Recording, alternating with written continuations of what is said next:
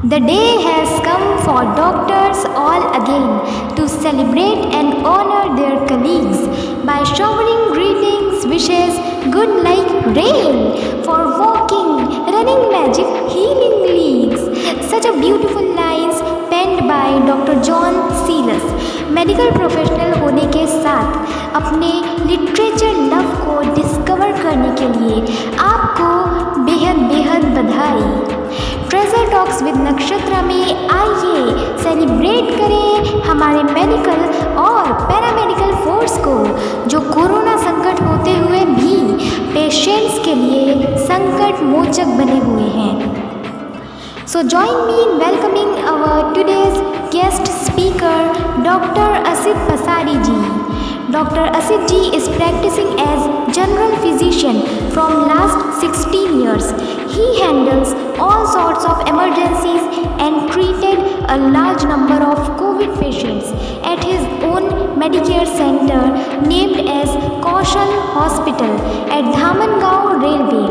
And I am proudly highlighting that आपने 21 मार्च 2020 से 31 मार्च 2021 तक एंड 7 अप्रैल 2021 से अभी तक एक भी दिन ऑफ नहीं लिया। डॉक्टर असित जी आपका बेहद स्वागत करते हैं ट्रेजर टॉक्स विद नक्षत्रा में। Thank you Nakshatra. I am very happy to be on your channel today.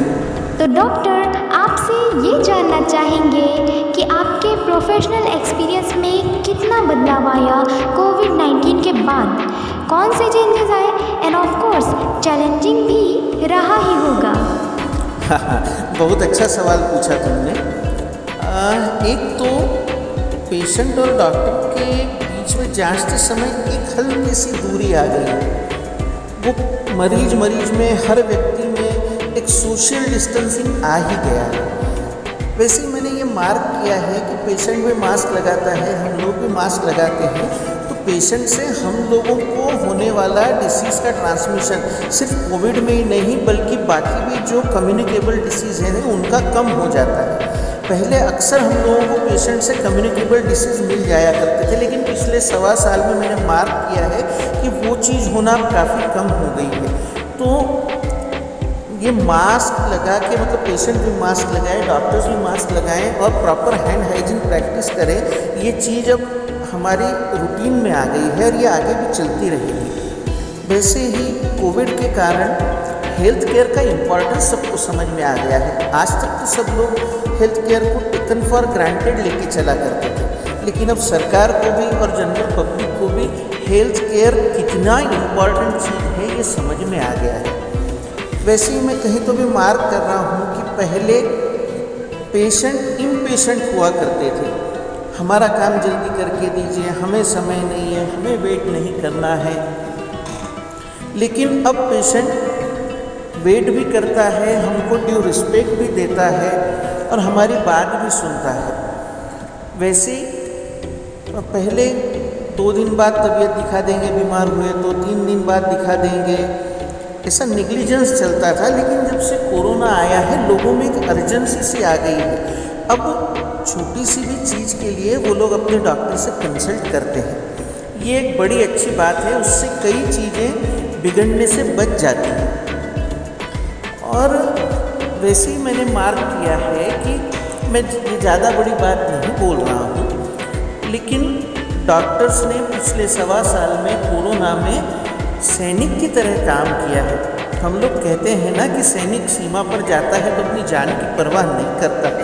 Doctors ने भी सेल्फलेसली अपनी जान की परवाह नहीं करते हुए हज़ारों लाखों जानें भारत में बचाई है। Government health infrastructure Covid handle करने में कैपेबल नहीं था, कभी भी नहीं था। गवर्नमेंट का ही डाटा है कि अराउंड 40% लोड गवर्नमेंट ने हैंडल किया है, 60% load private health care setup ने हैंडल किया है।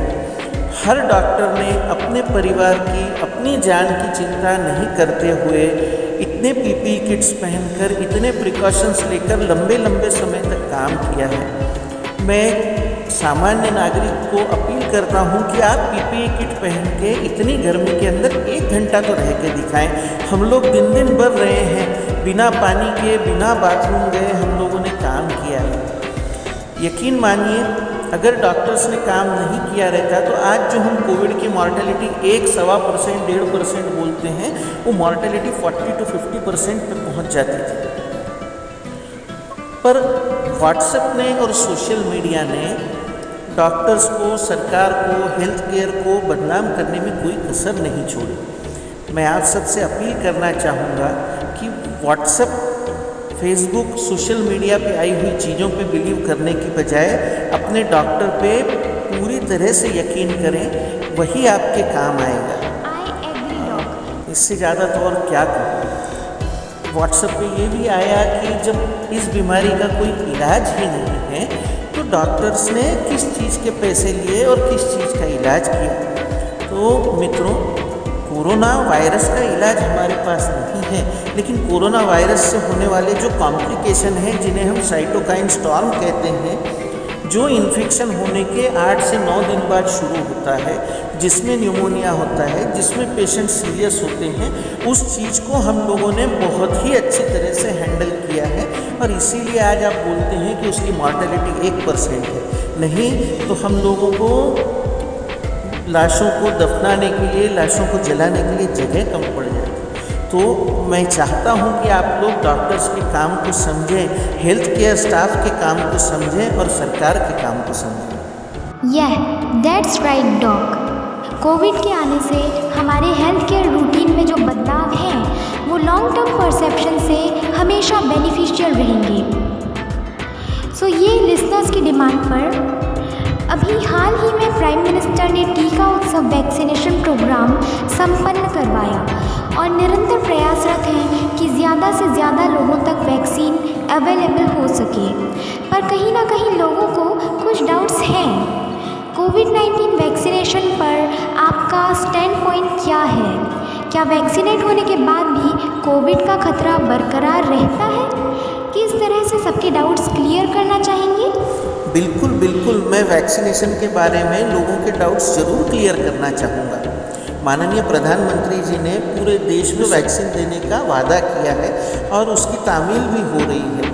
मेरी जानकारी के हिसाब से आज तक 32 करोड़ डोज वैक्सीन के लग चुके हैं और लगभग 5 करोड़ लोग पूरी तरह से वैक्सीनेट हो चुके हैं। तो हम हमन गाँव में हम सब डॉक्टर्स ने first day first show cinema कहते हैं ना, वैसे पहले दिन पहले सेशन में एक साथ वैक्सीन लगवाया और हम लोगों के दोनों डोज मार्च में हो गए थे। उसके बाद में सेकेंड वेव आई। आप यकीन मानिए, मैं यकीन से कह सकता हूँ कि हम लोगों ने सेकेंड वेव में इतना सारा काम किया, अनेक मरीज कोविड के देखे, ठीक किए, लेकिन हम लोगों को कोविड नहीं हुआ। वो सिर्फ और सिर्फ वैक्सीन के कारण है। मैंने तो मेरा खुद का anti spike protein antibody level vaccination के बाद में करवाया, तो मेरा हाईली पॉजिटिव टाइटर आया वैक्सीनेशन के बाद में। मेरा टाइटर ऑलमोस्ट 114 था, which is very very good. Vaccines बहुत इफ़ेक्टिव हैं। वैक्सीन्स हम लोगों को सीरियस बीमारी से ज़रूर बचाएंगे और वैक्सीन्स 100% मॉर्टेलिटी प्रोटेक्शन हमको देती हैं। मतलब वैक्सीन लगाने के बाद हमारी कोरोना से डेथ होने की पॉसिबिलिटी 0.00001% ही है। मतलब हमें वो लाखों गुना हमारी डेथ की पॉसिबिलिटी कम कर देती है, सीरियस इलनेस की पॉसिबिलिटी कम कर देती है। और वैक्सीन्स बिल्कुल सेफ हैं। आप यकीन मानिए, कोरोना से इतने सारे लोगों की डेथ हो गई, लेकिन वैक्सीन से 32 करोड़ डोज लग गए, शायद ही 1 या 2 आदमी की डेथ हुई होगी। अब डेंजरस तो ड्राइविंग करना भी है। ड्राइव करते हैं तो एक्सीडेंट हो जाता है, तो हम ड्राइव करना छोड़ देते हैं क्या? उसी तरह से है, हर दवा में, हर वैक्सीन में थोड़े बहुत साइड इफ़ेक्ट्स हो सकते हैं, लेकिन कोरोना वैक्सीन के साइड इफ़ेक्ट्स जानलेवा नहीं हैं। एक बड़ा कंसर्न है कि शायद खून का थक्का जम जाता है वैक्सीन लेने के बाद, तो ऐसी कोई भी बात नहीं है। ऐसे भी 1 या 2 ही मामले सामने आए हैं। और महिलाएं जो प्रेगनेंसी रोकने के लिए हार्मोन्स की पिल्स लेती हैं, उसके कारण खून का थक्का जमने का प्रमाण बहुत ज़्यादा है बजाय कि वैक्सीन के। जो लोगों का एक्सीडेंट हो जाता है, जो लोगों की सर्जरीज होती है, जिन लोगों की हड्डी में फ्रैक्चर होता है उन लोगों में खून का थक्का बढ़ने का प्रमाण बहुत ज़्यादा है बजाय कि वैक्सीन लेने के। तो वैक्सीन बहुत ज़्यादा सेफ है, हम लोग रास्ते में चल रहे हैं उससे भी ज़्यादा सेफ है वैक्सीन लेना। तो मैं आप सबसे अनुरोध करता हूं कि आप सब अपनी बारी आने पर ज़रूर वैक्सीन लें। और ये वैक्सीन लेना सिर्फ हमारी ज़रूरत नहीं है, ये हमारी जवाबदारी भी है। वैक्सीन लेके हम लोग हमारे घर के बच्चों को और बुज़ुर्गों को भी बीमारी से बचाएंगे। हम लोग हमारे समाज के प्रति हमारा जो कर्तव्य है वो भी अदा करेंगे। आप यकीन मानिए, मेरा शब्द याद रखिए कि वैक्सीन से आपको कोई भी तकलीफ़ नहीं होगी बल्कि आपका बचाव ही होगा। तो आप ज़रूर सब लोग वैक्सीन लें, ये मैं आपसे पुनश्च अनुरोध करता हूँ। Thank you so much, Dr. Asit ji, for spending your precious time for our viewers. Wishing you a very happy Doctor's Day. Thank you नक्षत्र, मुझे यहाँ बुलाने के लिए। मैं तुम्हें तुम्हारे भावी जीवन के लिए बहुत शुभकामनाएं देता हूँ। तुम्हारे साथ इंटरव्यू करने का मेरा अनुभव बहुत ही अच्छा रहा। मैं तुम्हारी चैनल को भी बहुत बधाई देता हूँ और प्रभु चरणों में यही प्रार्थना करता हूँ कि तुम दिन ब दिन और तरक्की करती रहो। Thank you. So happy to receive your wishes. आपका बेहद आभार। So hey listeners, आप सब भी अपनी बारी आने पर वैक्सीन ज़रूर लें, क्योंकि सेहतमंद रहना ना सिर्फ इस समय की ज़रूरत है बल्कि हमारी जिम्मेदारी भी। So stay tuned with us. Up next is surprise.